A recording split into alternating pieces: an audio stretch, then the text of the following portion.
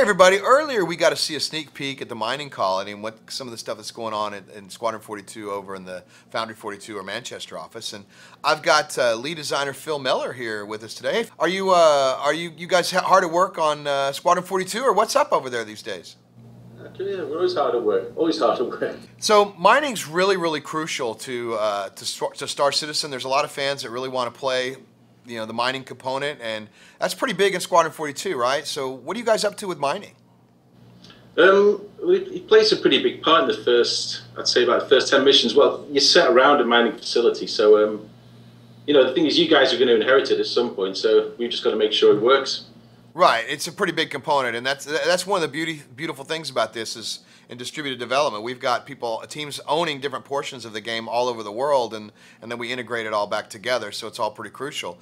And speaking of that, a lot of your team right now is busy on dogfighting. Yeah, with well, everyone's been drafted in, you know, just mucking in. You know, we've got to make sure we do it right, haven't we? So yeah, all hands to the pump. That's exactly right. And so a lot of your guys are in Los Angeles right now. We had 3 of them over here in the U.S. In Austin office as well, and you know, so it's just kind of leading the charge now. Without giving too much away, because you know, Squadron 42 is a single-player experience.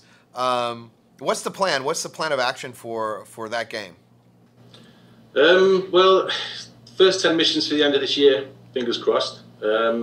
So we're knuckling down with those, and then in the background we'll have other teams, you know, working on the follow-up 10 segments of 10 missions every month after.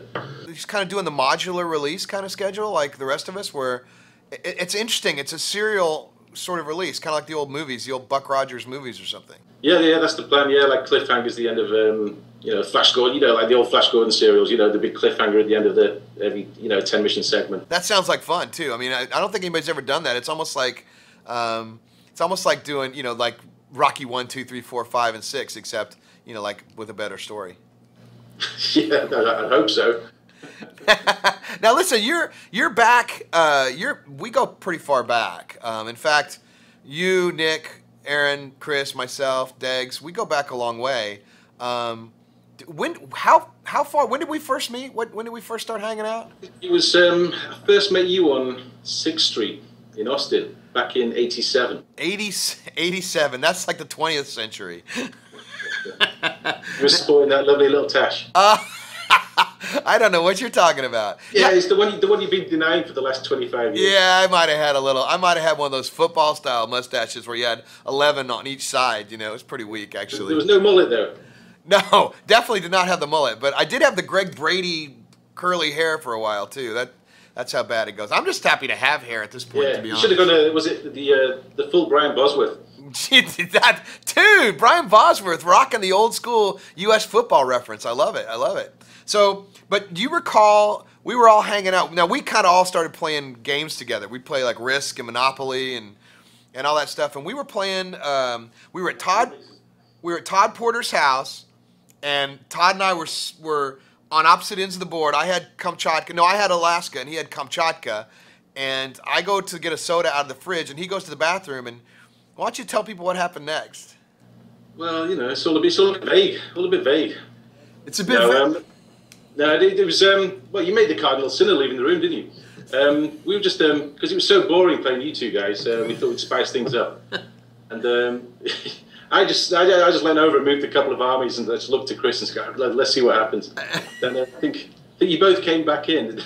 Then Todd just went off on one. Absolutely just lost the plot. Then he kicked you out, didn't he? He kicked me out. It was weird because what you did was you moved like, we had an equal number of armies over there, and I think you took some of his armies up Kamchatka, and he just went crazy. Yeah, he just lost it. Well, he was banging on, wasn't he? He was banging on. He was a risk champion. A risk champion, and he was giving it all that, and he was useless. Yeah, and then he lost the plot.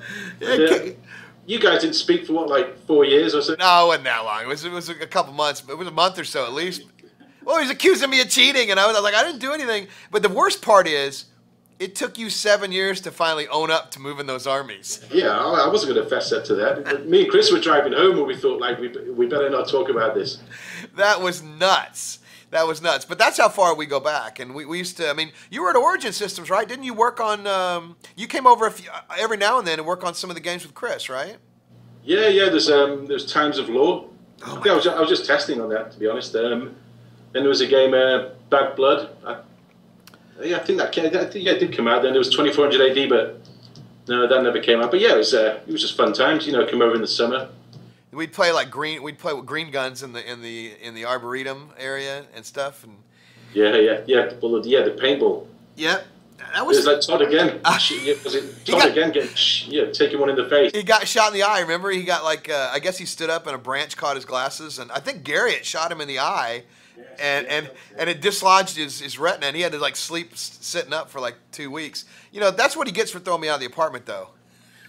Well, yeah, I remember he was actually trying to stuff. He thought the paintball was his eye. He thought it was his actual eyeball, and he was trying to stuff the actual paintball back into the socket. Oh. I think that probably did more damage than the actual bullet impact. That might be true. That might be true. So you guys, now what have you been doing? Now you've got a pretty long. You guys, a lot of y'all came over from Traveler's Tales, where you've been making Lego games. So how excited are you guys to be on Star Citizen now? Oh, it's huge. Yeah, you know, it was great fun working on the Lego games, but you know, when a challenge like this comes along, you know, you've got to go at it. Right, and we've got a history of space games. I mean, yeah. Well, you know, we did Starlancer, and it wasn't a rush job or anything. You know, we were proud of it, but we all the way through we kind of said, hey, if only we could do this, if only we could do this, you know, and the time's come. You know, it's funny. I tell the story on Starlancer, like when we did cooperative multiplayer, and we did all those branching on the different missions, which open up, you know, if you had 2 or 3 or 4 people, and nobody ever played that thing cooperatively. I think we were a little ahead of our time. It was so good as well. I know, it was really good. The funny thing is, though, we weren't getting the feedback from people, you know, like we are now. That's kind of why we're doing this modular release, where you get feedback from people and find out what they like and what they don't like early in the process, where we're not going down rabbit holes. That's great. Yeah, you don't have to crystal ball it. You know, these people give you the feedback straight away, and you know, I think they're a pretty honest bunch. Yeah, yes, they are. Brutally honest at times. I'm looking at you, citizens. Anyway, listen, I want to thank you guys thank you, Phil, for joining us. Man, I look forward to coming over there and seeing you guys and you know, having a brew, you know, and seeing the family. Definitely. Yeah, we'll do the tank museum. Oh, the tank museum. Dude, you and I have been talking about that for about 20 years. Oh, yeah, we've been banging on about it. No, we'll do it this time. Yeah, that's a promise, right? Yeah. What we could maybe do is have a flash mob there and see who shows up citizen-wise and just hang out with some citizens. Yeah, why not? Yeah, go see some tanks, smell some diesel oil, and get a few... Yeah, you've got a working Tiger 1 there. Do they really? Yes, I think they roll it out in the summer, so, you know, hopefully we'll see the thing working. Oh, I'm thinking the week before Gamescom, bringing the family over, hanging out, seeing Aaron, you, Nick, everybody, Dags. And then I'd love to go to the tank museum. That'd be great. Yeah, no, we'll do it this year. All right, man. Listen, it's great to see you. And you too, mate. We'll see you later, brother. Take care.